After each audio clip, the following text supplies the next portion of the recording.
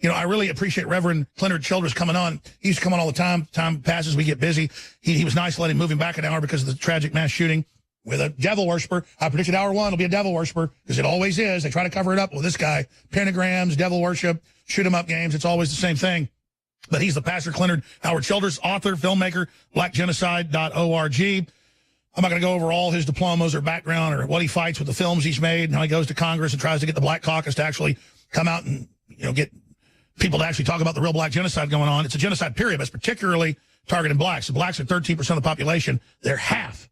Last time I checked the abortions in this country, and I'll sit there when some crazy leftist white person, black person's in my face, calling me a racist because I support Trump, spitting in my face. And I'll say, hey, don't you care they abort half the black people? Oh, shut up, you Nazi. Nobody wants those babies. So he's here to break that down to see how Trump has delivered again.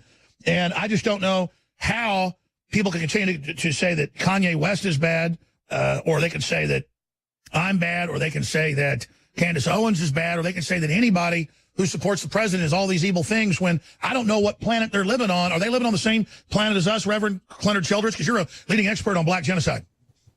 Well, no question, the facts are beginning to come out, and I really want to say thank you for all that you've done over this past year and a half of making sure truth gets to the forefront of discussion, giving Candace Owens, a very articulate young black woman, a space to share her mind, her heart.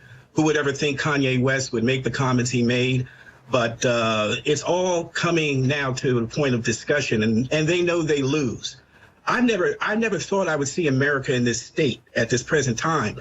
The vitriol, the hatred, the lies, the deceit, they're so blatant now. And it's really about power. They realize they're about to lose power. After Kanye West's comments, I don't know if it had anything to do with that of Candace Owens. I like how she thinks. The polling for African Americans rose up to, I think, amongst men, 22%. It doubled in support. Alex, they know it's over if that's the case.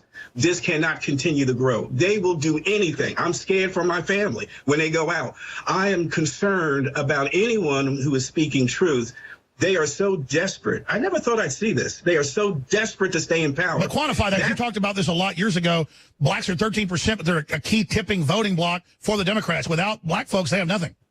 That's it. And they're realizing that now. Your listeners need to know, and you state it all the time, they're in utter panic right now. They are going to lose their minds, and I'm afraid to what's going to happen. And even the shooting today, it would not surprise me if there was somehow someone souped this guy's head up, someone did something. I don't put anything past them at this point. Trump must be stopped. And now you have the Mueller investigation folding up like a piece of paper. He doesn't know what to do. They were hanging their hat on that. And now you have a president who actually keeps his promise. Yes, he ran on a pro-life program. And no doubt African Americans are hearing these facts now that 12.4% of the population, but accounting for 36% of the abortions. I understand it's a little lower now, and I'm so happy to hear that. But I don't know if that's from from chemical abortions because they don't keep in some cities, it's 50%, right? Well, in New York City, more babies are aborted than born in the African American community. There's many. Philadelphia is the same way, L.A. and Chicago. So once again, I'm glad to hear those numbers since we talked a year ago are starting to drop some. They are starting to drop. It's programs like this that are beginning to take root, and they know it's taking root. It's amazing to me that unquestionably, as I walk the streets now, there's not this total allegiance to the party that is perceived to be the facilitator of the civil rights movement. They're now questioning. This is a great time for activists to be out, to be engaged. But like you said, they are scared and striking back.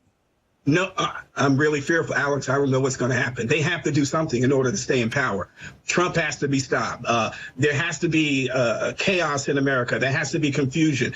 Anybody in their right mind that watches CNN, MSNBC can hear and see the total bias. Surely there's no question that journalism is dead. There's no objectivity. Give me the facts. Let me choose, and let me then decide what I want to do. We can take on any forum in the country as long as we're given a voice, as long as we're able to present our case. Guess what? They don't want that. And this is scary. How can Berkeley censor free speech? Yeah, I'm an old guy. I remember Berkeley being the citadel of free speech. How can they then attack a conservative speaker? We don't understand. The older voices often have to point this hypocrisy out without question. But Black genocide is becoming a forefront of discussion. Black genocide is now coming to the point where it's a discussion in the African-American community. It's not where it should be, but it's well, thanks to you and others. I was about to say, though, I watch YouTube just randomly. All these great voices are exposing it. It's amazing.